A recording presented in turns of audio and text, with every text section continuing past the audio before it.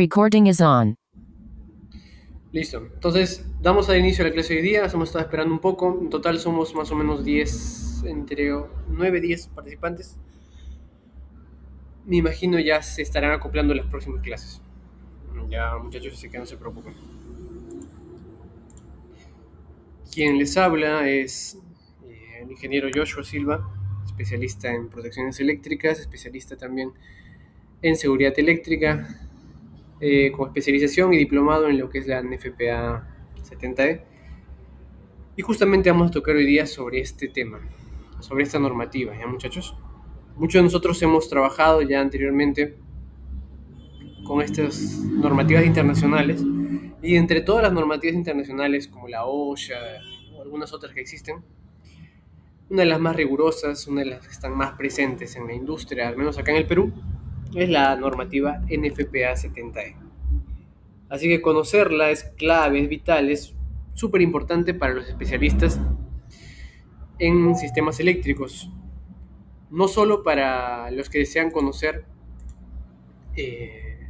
temas básicos, sino también para aquellos que desean profundizar más, ¿no? Desean profundizar más, es un básico que sí o sí debemos conocer, ¿no? Luego, esta normativa se actualiza cada cierto tiempo. Esta normativa se actualiza cada cierto tiempo. Así que cada versión varía. No todas las versiones son iguales. Ahorita estamos con la última versión, que es la versión 2024. Es la última actualización que ha sacado la norma NFPA 70E. Así que vamos a analizar primero las actualizaciones que hay de la versión 2024 versus la versión 2021, que fue la anterior. ¿Ya? Vamos a analizar entonces en este primer módulo todo lo relacionado con la normativa NFPA, pero principalmente cuáles son las actualizaciones. O por decirlo así, cuáles son las novedades de esta última versión, que es la versión 2024. Como les mencioné, generalmente sacan una versión cada 4 años, cada 3, cada 5, varía, pero por lo general es ese rango de tiempo. Entonces estamos ahorita en esa versión, la 2024. ¿Ya, muchachos? ¿Cuáles son los objetivos de esta normativa? Bueno, principalmente identificar los factores comunes en accidentes eléctricos. A ver, me permiten un momentito, hay un compañero que está intentando ingresar.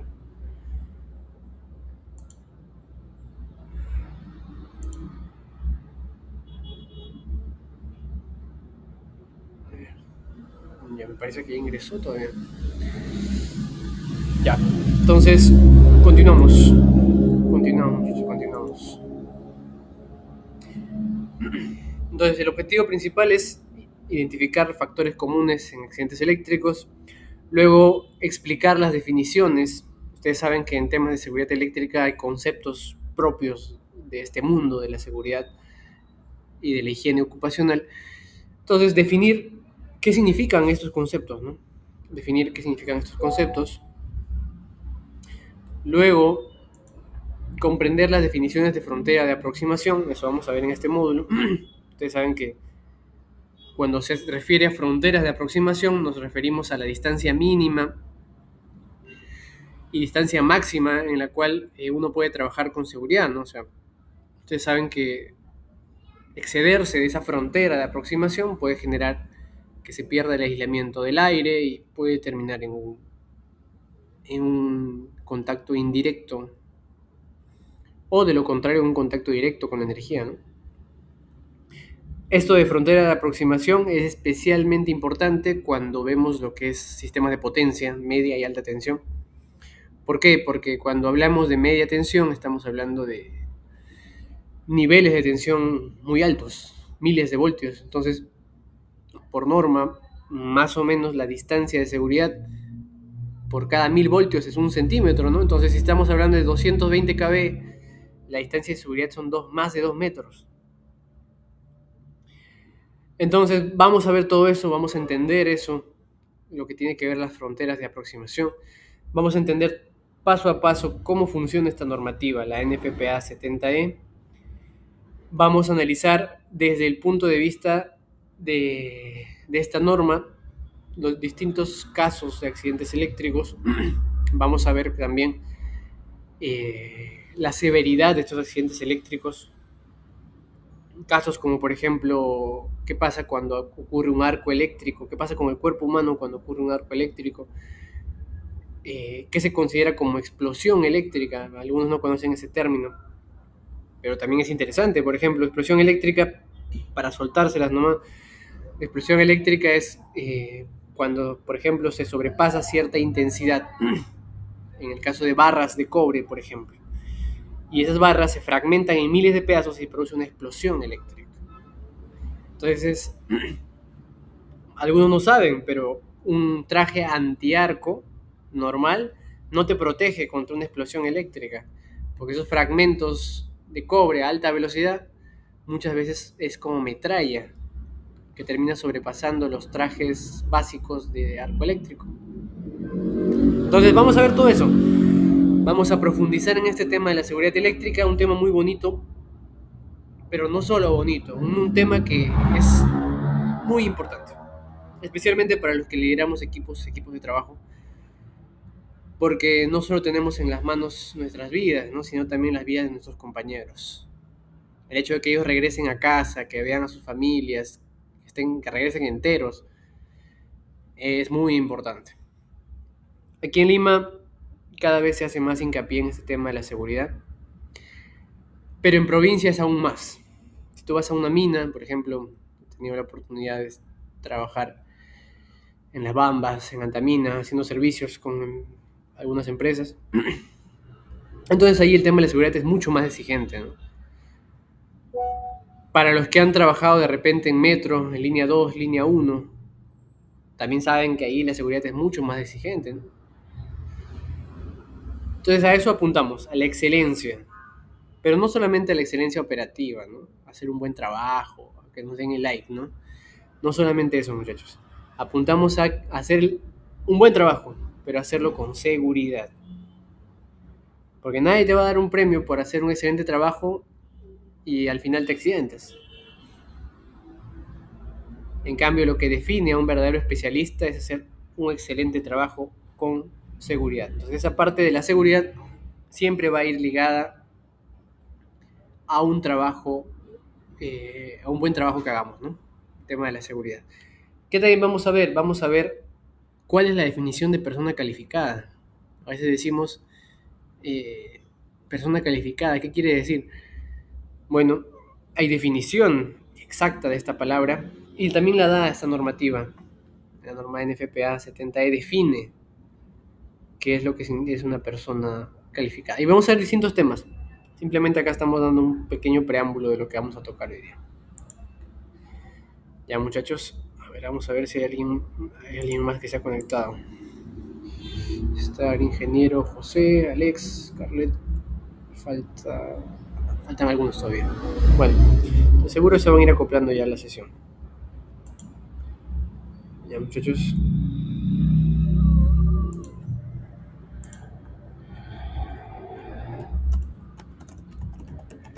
Listo. Entonces continuamos.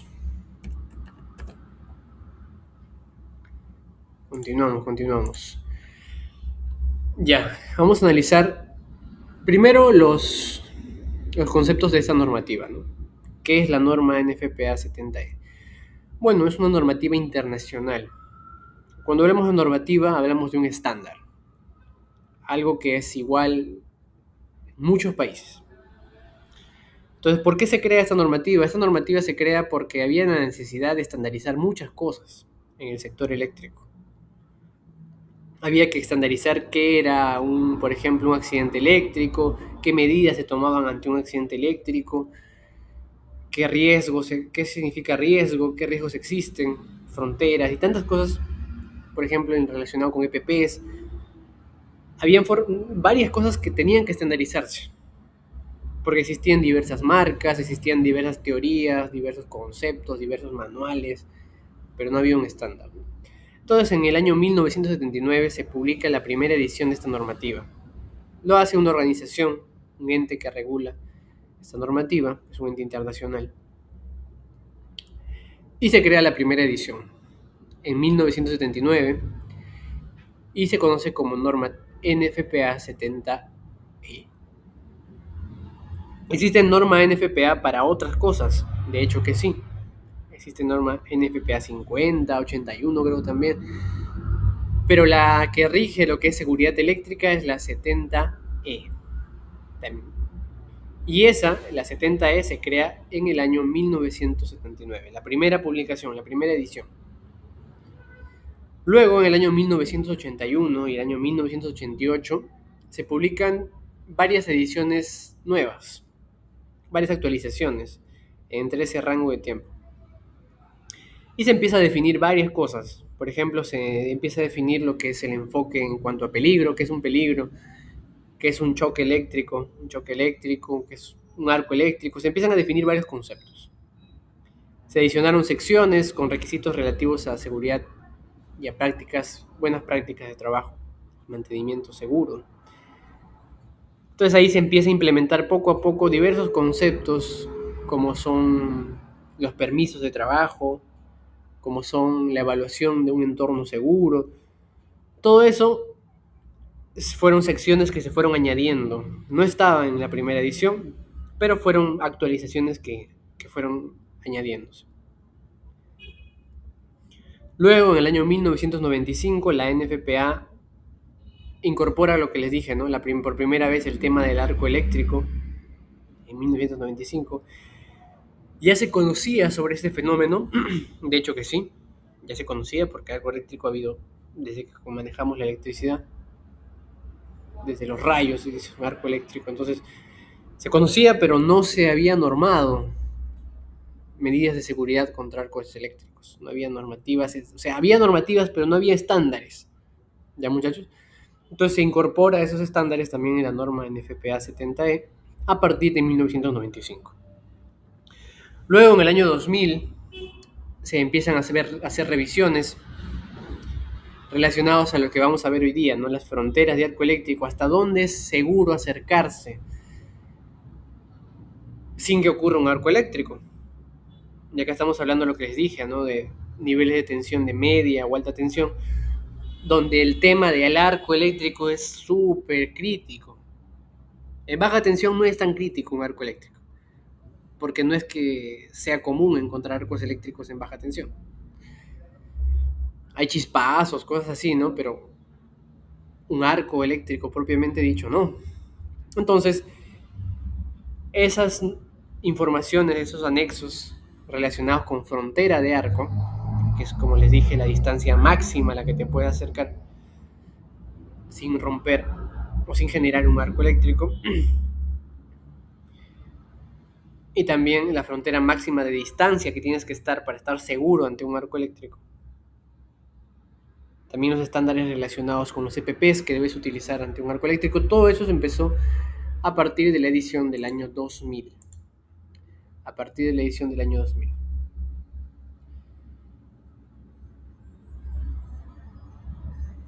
Luego, en el año 2004, el estándar cambió de nombre. Primero se llamaba simplemente NFPA 70E, normativa de seguridad eléctrica, y a partir de 2004 se llama estándar para la seguridad eléctrica en el lugar de trabajo. Entonces cambió de enfoque. Primero simplemente era una normativa que regía la seguridad eléctrica en general, ya sea para alguien que está trabajando en temas eléctricos o alguien que hace la electricidad en su casa como hobby, ¿no? Cambia algún foco, alguna cosa en general. Antes era así, pero a partir de 2004 se estandarizó que es específicamente esta normativa para lugares de trabajo. Eso no quiere decir que los conceptos detrás de esta normativa no sean aplicables para alguien que simplemente utiliza la electricidad o hace trabajos ocasionales en casa o algo así, ¿no? Simplemente que el enfoque específico es para un lugar de trabajo. Luego, en el año 2009 se adicionaron algunos anexos o estándares más enfocados a cálculos de energía incidente. ¿Qué es la energía incidente? es lo que conocemos como calorías por centímetro cuadrado, ¿no? Calorías por centímetro cuadrado, que es la energía que percibe el trabajador, el operario, el técnico que está haciendo el trabajo ante un arco térmico, ¿no? O sea, es la energía que recibe en una fracción de segundo cuando se produce un arco eléctrico, una explosión, es la energía incidente, ¿no? Entonces se empezaron a añadir esos datos, esos cálculos, a partir de la edición del 2009. ¿Por qué eran importantes añadir estos datos? Porque dependiendo del cálculo, se determina qué tipo de traje tienes que usar, qué tipo de EPP tienes que usar. En este caso, los trajes antiarco se clasifican según las calorías por centímetro cuadrado, que es un estándar que empezó a incluirse en la NFPA a partir del año 2009 y que ha salvado muchísimas vidas, ¿no? Luego, la edición del 2012 incluyó actualizaciones sobre tablas de selección de EPPs, tablas asociadas a las fronteras del choque eléctrico o de la descarga eléctrica, ¿no? Fueron tablas relacionadas más con los EPPs, ¿no? Entonces ahí se estandarizó lo que teníamos, por ejemplo, antes como las categorías, ¿no? Guantes doble cero, guantes clase 1, clase 2, clase 4, eh, categorías de caretas, categorías de botas.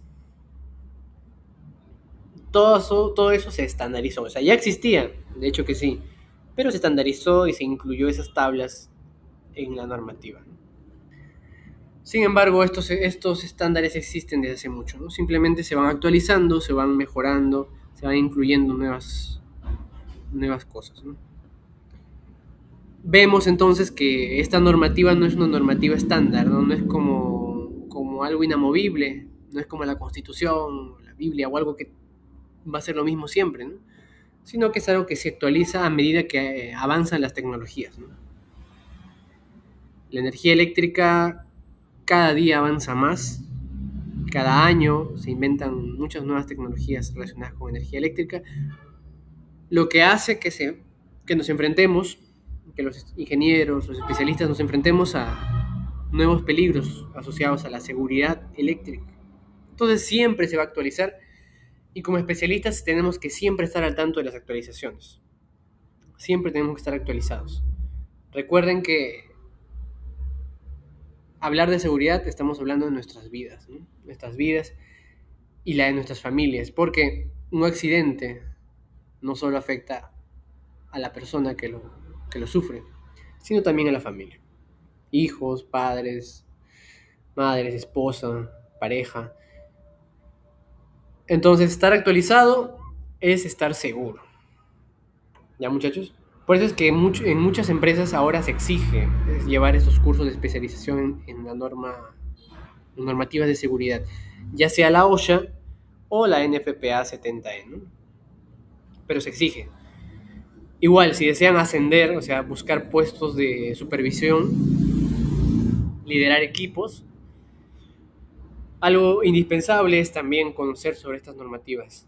¿Por qué? Porque cuando vas a liderar un equipo, no solamente tienes en tus manos tu vida, ¿no? No, también tienes la vida o la salud, la integridad de todo tu equipo. Entonces, un buen supervisor conoce temas de seguridad. Porque si conoce, va a poder detectar cuándo es un acto inseguro, cuándo no se está cumpliendo un protocolo, cuándo alguien está de repente saltándose alguna norma. Y eso le va a permitir tomar medidas que a la larga terminen salvando vidas, evitando accidentes, o si lo hablamos de una manera económica, evitando gastos innecesarios, ¿no? Gastos innecesarios, la pérdida de equipos, ¿no? Y tantas cosas que se pueden prevenir. Ya, muchachos, entonces esa es la introducción a esta norma. Como dijimos, es un estándar estadounidense, americano, lo cual es una normativa que, por ejemplo, pueden conseguirlo también impreso, ¿no? Algunos compran, van a la, van a Amazonas, van al centro de Lima o van a una librería importante y se puede conseguir las últimas ediciones de la norma NFPA 70E. Van de la mano con la normativa OSHA, como les dije también. No es lo mismo, pero trabajan de la mano. Son estándares, ambos son estándares de seguridad eléctrica. Muy bien, ya conocen lo fundamental, ya conocen los conceptos básicos, ya conocen para qué se ha creado esta normativa. Ahora vamos a analizar los cambios en esta última versión. Dijimos que cada cierto tiempo se actualiza. Entonces estamos ahorita con la versión 2024. La versión 2024, que es la última versión que se sacó relacionada a seguridad eléctrica en esta norma conocida como la NFPA 70E. Así que la versión vigente es la versión 2024. Algunos dicen, ingeniero, ¿por qué no nos enseñan la versión 2026 y estamos en 2026? Ya, la respuesta es porque todavía no sale. Estas versiones salen cada 3, cada 4 años. Probablemente la próxima versión estuviésemos viéndola, estuviese publicándose a partir del 2027, fines de 2027, principios de 2028. Sería la próxima versión. ¿Ya? Así que la vigente, la última, es la 2024. Así que eso también es un dato a tener en cuenta, ¿no? A ver, creo que hay un mensaje ahí en el chat. Listo, no, todavía no. Listo, también ingresó el otro compañero. Listo, entonces continuamos. Ya, muchachos, continuamos. Como dijimos, no es lo mismo que la normativa OSHA, pero se complementan. O sea, la norma NFPA 70E complementa a la OSHA. Y por decirlo de alguna manera, ayuda a cumplir o especifica más que en la OSHA. Así que es un complemento ideal, ¿no? Principalmente de la OSHA 1910, la 1926, tanto su parte S como su parte K, ¿no? Respectivamente.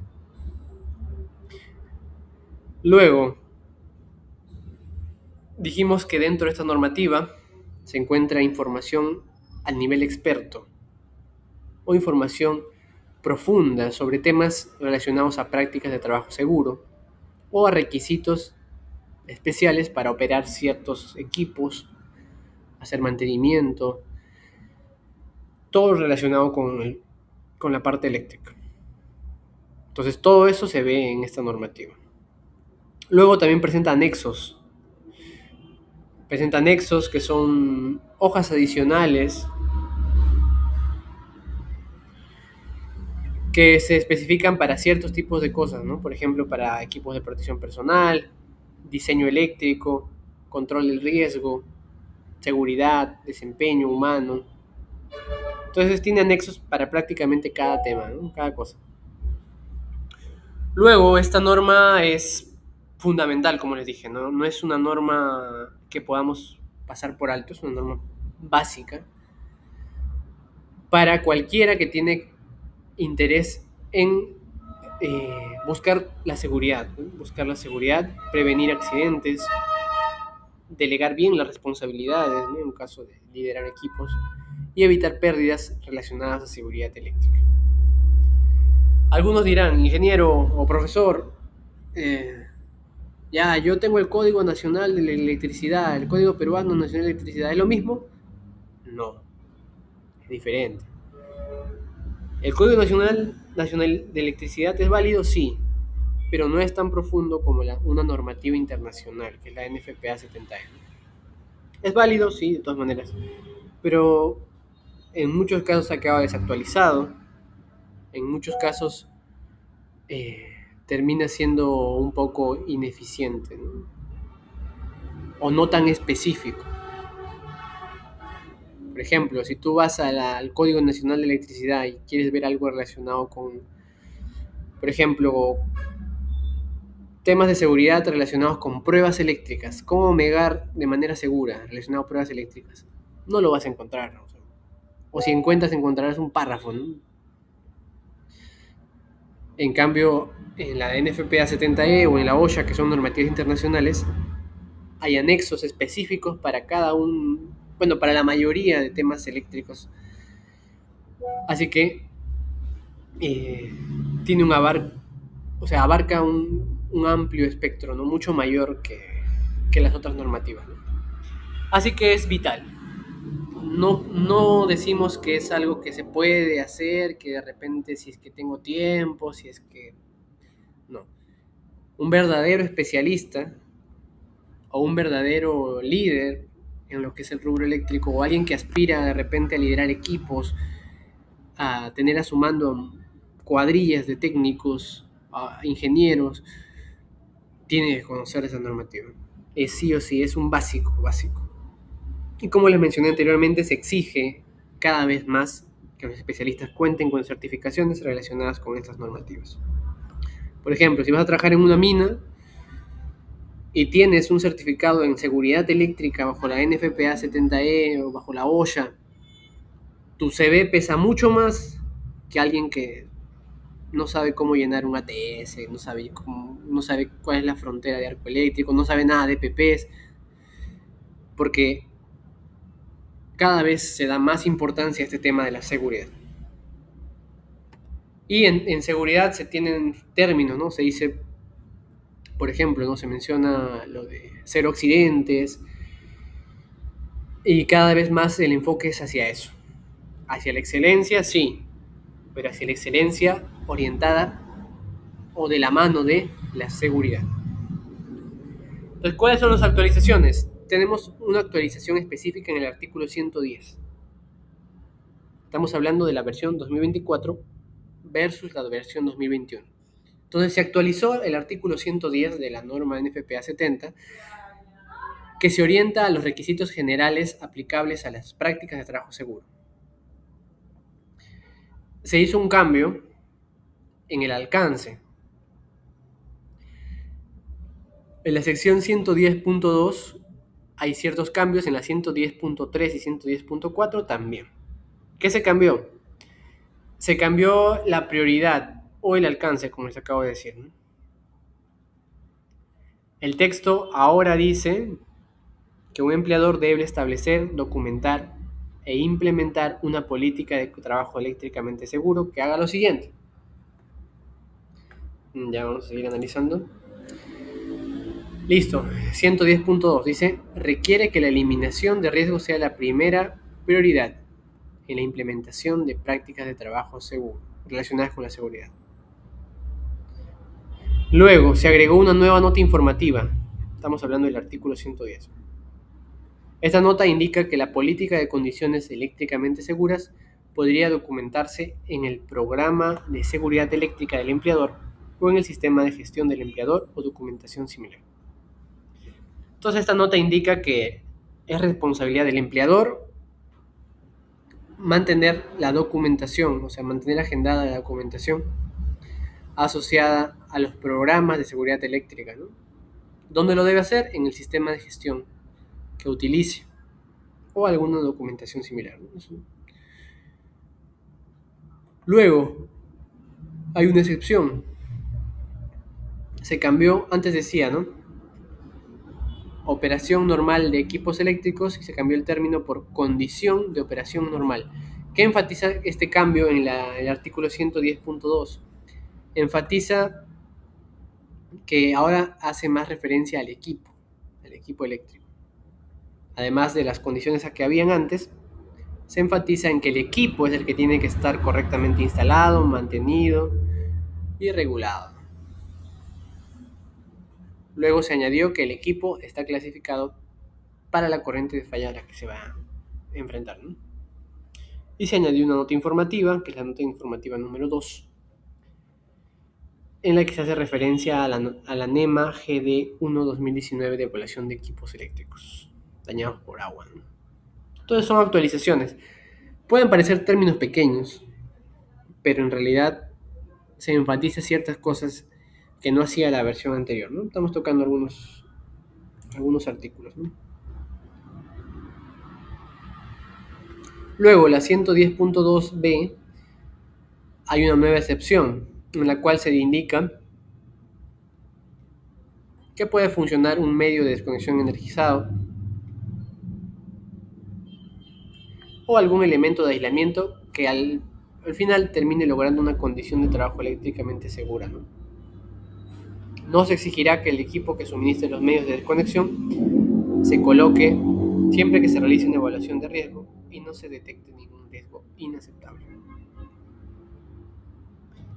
Entonces acá está hablando sobre trabajar con equipos energizados o con algún elemento aislante o elemento de desconexión. Luego, cuando el equipo opera a menos de 50 voltios, por ejemplo, se considera, por ejemplo, la capacidad de la fuente y la protección contra sobrecorriente. Entonces, antes, en la versión anterior, si el equipo tenía menos de 50 voltios, no era tan aplicable una protección de sobrecorriente, ¿no? Ahora se determina que sí y que gracias a esto ya no habría una mayor exposición a quemaduras eléctricas o explosiones debido a arco eléctrico. Luego, en la 110.3 se actualizó un nuevo elemento. Ahora se tiene que agregar la lista de información requerida para la planificación de seguridad laboral en lo que conocemos como plan de respuesta a emergencias. Luego, en la 110.4, donde se habla sobre persona calificada, se cambió la palabra especial por aplicable, para dejar claro que las personas calificadas solo necesitan estar familiarizadas con las técnicas que necesitan utilizar. Entonces antes decía, bueno, en términos generales, ¿no? Antes decía que una persona tiene que tener la habilidad especial para intervenir ciertos grupos de equipos, ¿no? Ahora dice que tiene que tener la habilidad aplicable para cierto equipo. ¿Qué quiere decir esto?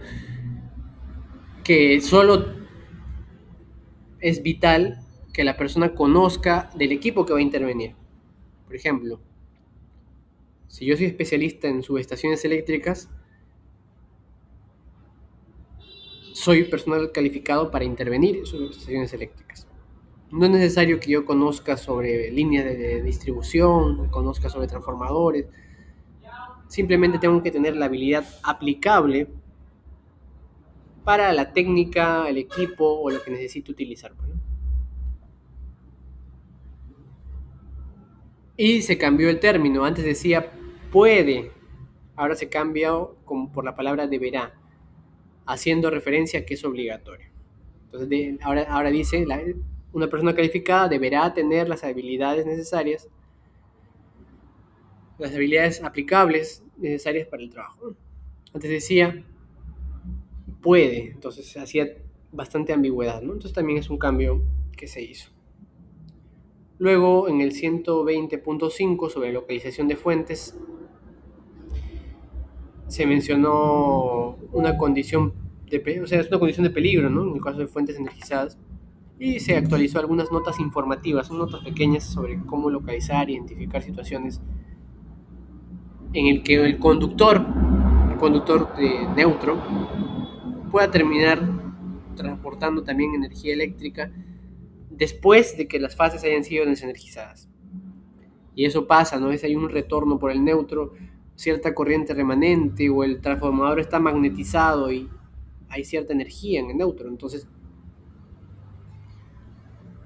se agrega una nota informativa en esta última versión, la versión 2024, asociada a este tema, ¿no? A este tema de localización de fuentes de energía cuando hay este tema del neutro, ¿no?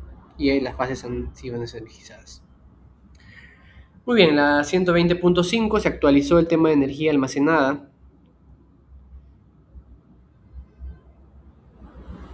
Y específicamente relacionado con energía mecánica, ¿no? Antes decía,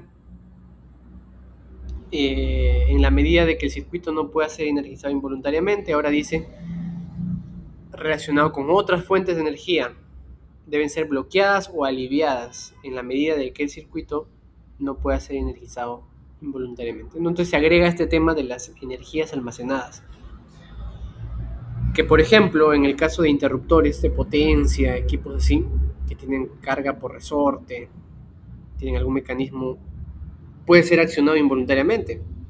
Por ejemplo, tú te apoyas, por ejemplo, es un interruptor que no está bien calibrado, está en mal estado, está cargado el resorte, y tú lo golpeas o algo, se puede descargar de manera súbita, ¿no? Entonces ahora la NFPA 70E hace hincapié en este tema de energía mecánica almacenada, ¿no? Es una actualización pequeña, no es tan grande, ¿no? No es la gran cosa, pero son actualizaciones que se van haciendo. Luego tenemos sobre los límites de protección contra descargas eléctricas. Se modifican los cuadros 130.4 y para corriente alterna y 130.4 para corriente continua. Se revisaron los límites de aproximación y se corroboraron o constataron con la OSHA también. Y se realizaron modificaciones, pero modificaciones menores. Ya lo vamos a ver eso más adelante. También se modificó lo relacionado con métodos de análisis de energía incidente. Se agregó una nueva nota informativa relacionada con esto, con la energía incidente. Y son cambios que se realizaron en este punto, ¿no? Que es el punto 130.5. También se cambió un poco sobre el etiquetado de equipos, que se requiere para que una etiqueta sea duradera en entornos difíciles, ¿no? Por ejemplo, que no se borre o que no se caiga cuando está en una intemperie, en lluvia, un entorno húmedo, un entorno caluroso. Todo eso también se actualizó y ahora es un nuevo estándar, ¿no? En lo cual ha etiquetado de equipos también. Luego se incluyeron nuevos métodos de reducción de riesgos. Por ejemplo, se eliminó la limitación que había de 1000 voltios.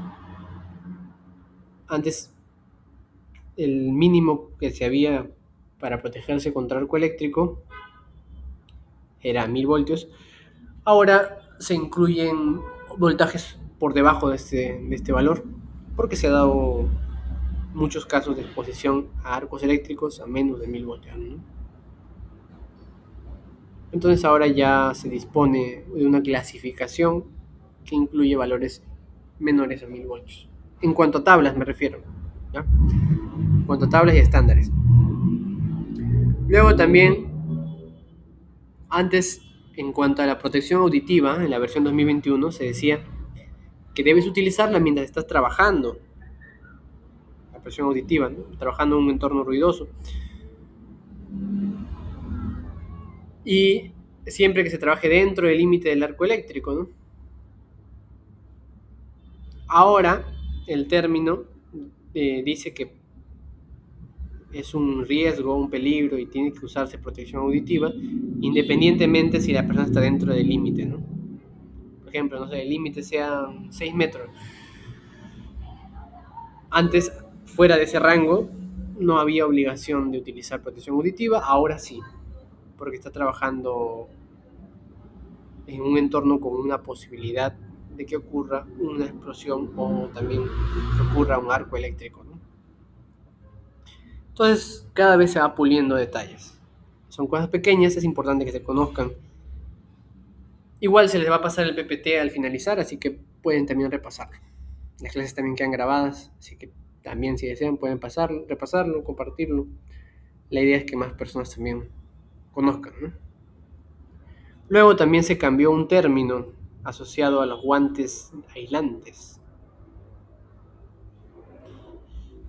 También se cambiaron las tablas asociadas a categorías de EPPs para arco eléctrico en sistemas de corriente continua.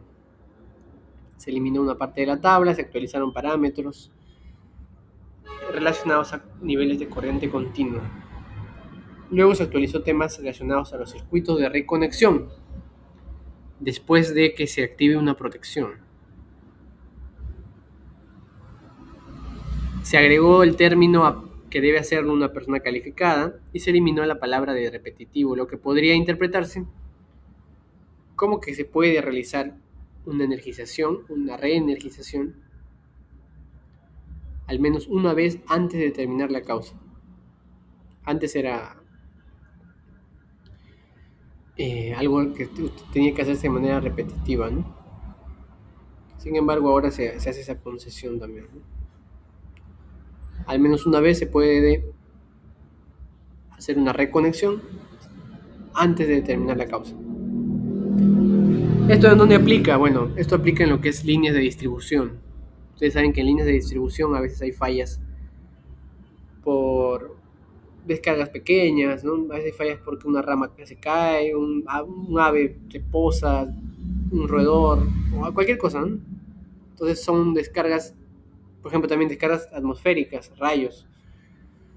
Entonces la línea sale de servicio y hay un equipo que es se conoce como recloser o reconectador en español, ¿no? Entonces se encarga de hacer una reconexión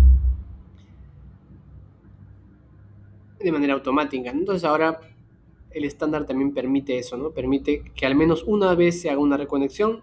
Si la vuelve a salir un disparo, o sea, sigue presente la falla, ya no se reactivará a menos que una persona o un equipo de personas determinen la falla y el circuito pueda energizarse de manera segura. Entonces también es una actualización asociada a estos equipos, ¿no? Muy bien. Entonces, todas esas son actualizaciones de la versión 2024 versus la versión 2021. Hemos podido ver que hay más o menos 18, 20 actualizaciones. No son muchas, pero algunas sí son importantes. ¿Cuáles son importantes? Por ejemplo, este tema de la reconexión es importante. El tema del requisito obligatorio de utilizar equipo de auditivo sin importar si estás fuera de la frontera de arco eléctrico, también es una actualización importante. Luego, las actualizaciones sobre la energía incidente también, los límites de descargas eléctricas también. La energía almacenada, energía mecánica también. Pero no todas las actualizaciones son... A ver, un ratito. A ver, un ratito, hay un audio por ahí. Ya, listo, había un audio que se está intercortando. Muy bien, entonces no todas las actualizaciones son tan relevantes. Muchas son actualizaciones de términos pequeños, otras sí son actualizaciones más profundas. Pero como les mencioné, cada cierto tiempo se van puliendo detalles asociados a estas protecciones, a estas normativas, ¿no? Estos estándares. ¿Ya? Entonces, ¿cuáles son los pilares? Vamos a ver si lo puedo poner en pantalla completa. ¿Cuáles son los pilares de la NFPA 70E? Bueno, primero está el programa de seguridad eléctrica. Luego, la NFPA 70E incluye estudios de arco eléctrico, incluye temas de auditoría de seguridad eléctrica, incluye estándares asociados a planes de capacitación, también lo incluye la NFPA. Incluye la evaluación de riesgo eléctrico, programas de bloqueo y etiquetado, procedimientos de trabajo seguro y requisitos de mantenimiento. Todo esto se incluye dentro de la NFPA 70E. ¿Ya? Como dijimos, es un estándar internacional. ¿Y qué contiene? Bueno, todo lo que están viendo en pantalla es parte de lo que contiene esta normativa. ¿Ya? Vamos a desglosarlo poco a poco, vamos a tocar los temas más importantes, no vamos a centrarnos en cada párrafo, pero sí en lo que es fundamental que conozcamos, ¿no? Se vienen 6 clases, son 12 horas de capacitación, así que vamos a profundizar bastante. Prepárense, muchachos. ¿Ya? Empezamos con la terminología. En casos relacionados a terminología también ha habido cambios relacionados a una nueva terminología que se está usando. Antes la palabra que utilizábamos era accidente.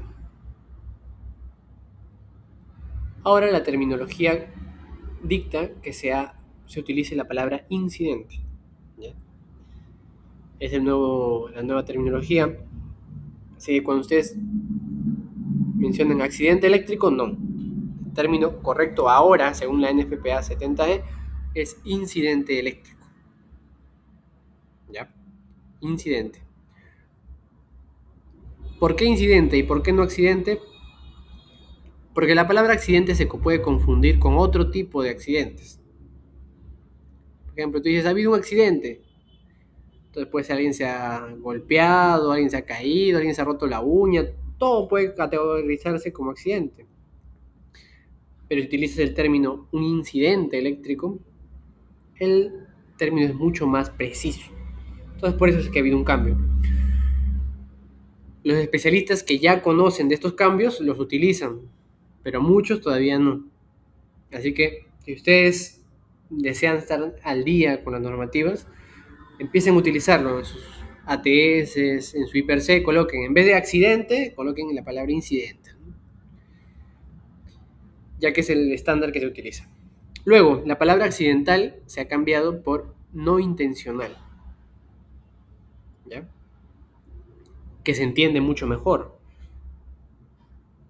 Se entiende mucho mejor, ¿no? Por ejemplo, ¿no? Dice, ya, alguien te dice, ya he tenido una quemadura por arco eléctrico de manera accidental. Cuando escuchas la palabra accidental, puedes pensar que es por descuido, puedes pensar que no estaba atento, ¿no? O algo así, por eso ha pasado. Porque eso es lo que uno piensa cuando escucha la palabra accidental, no accidente. En cambio, cuando escuchas la palabra no intencional, ¿qué se te viene a la mente? Se te viene a la mente que de verdad, o sea, esa cosa, ese accidente, esa cosa que ha pasado, ese incidente, ha ocurrido simplemente por algo fortuito, ¿no? No ha sido de intención del trabajador. Entonces estos términos se han ido cambiando. Por ejemplo, antes se utilizaba la palabra corriente de cortocircuito, ahora se utiliza la palabra corriente de falla disponible. ¿Qué es el término correcto? Es el término correcto, pero algunos, bueno, ustedes saben que el peruano siempre utiliza los términos que le son más familiares, más comunes. Así que ambos términos son válidos a la larga, ¿no? Pero el estándar dicta que el término exacto es este. ¿Ya? Luego, relacionado con riesgo. ¿Qué dice la NFPA 70E relacionado con los riesgos? Bueno, nos dicta que el riesgo es la combinación de dos factores. La posibilidad que ocurra un accidente, un incidente, la posibilidad de ocurrencia de un incidente, ya sea una herida, un daño físico a la salud, y la severidad. Entonces, cuando escuchen riesgo, es suma de dos palabras. La posibilidad que ocurra con la severidad. Eso es riesgo. Eso es lo que dicta la NFPA 70E y es el estándar que se conoce. Luego, ¿qué es peligro? Peligro, según la NFPA, es la fuente de un posible daño. La fuente de un posible daño, ya sea a la salud, ya sea daño físico, algo peligroso, es la exposición a al menos un peligro. ¿Ya? Está entre comillas, así que son términos que son citados directamente de esta normativa, ¿no? Luego, ¿qué es evaluación de riesgo? Evaluación de riesgo es el proceso en donde se identifican los riesgos. Se estiman el potencial de severidad, lo que dijimos, ¿no? El riesgo, potencial de severidad. Luego se estima la posibilidad de un daño físico o daño a la salud. Y luego se determina si se requiere tomar medidas de protección. Eso es evaluación de riesgo. Todo eso. Identificar, estimar y determinar qué medidas se pueden tomar, ¿no? Medidas de protección. La clasificación. La clasificación, según esta normativa, es por el potencial de severidad. ¿Qué entendemos por potencial de severidad? Entendemos que la clasificación es según qué tan severo, qué tan grave es, ¿no? Y se contrapone con la severidad, con la probabilidad. Por un lado va la severidad y por otro lado se contrapone el tema de la probabilidad. ¿Qué tan probable es que ocurra algo? Por ejemplo, ¿qué tan probable es que te atropelle un carro? No sé, ponte uno de 100, uno de 300. ¿Qué tan probable es que te atropelle un avión? Prácticamente imposible, ¿no? Uno de 1 millón. Entonces, el tema de la probabilidad entra. Y el tema de la severidad, ¿no? ¿Qué tan severo es un accidente eléctrico con 12 voltios? Bueno, tendrá un grado de severidad menor. ¿Qué tan severo es un accidente a 12.000 voltios? Bueno, tendrá otro grado de severidad. Entonces, en esta tabla se ve eso. Se ve la severidad y la probabilidad de que ocurra este incidente. Así que eso es parte de la evaluación del riesgo. Luego tenemos la jerarquía de controles. Muchos ya conocemos este tema de la jerarquía de controles porque lo hemos visto miles de veces cuando llenamos el IPRC, cuando se llenan ATS, documentos de seguridad. Y algunos se lo saben de memoria. O sea, si yo no te pongo ahorita este triángulo invertido, tú podrías decirme, ¿no? Que el orden es eliminación, sustitución, controles administrativos, aislación en algunos casos, EPPs, ¿no? Podrías decírmelo de memoria.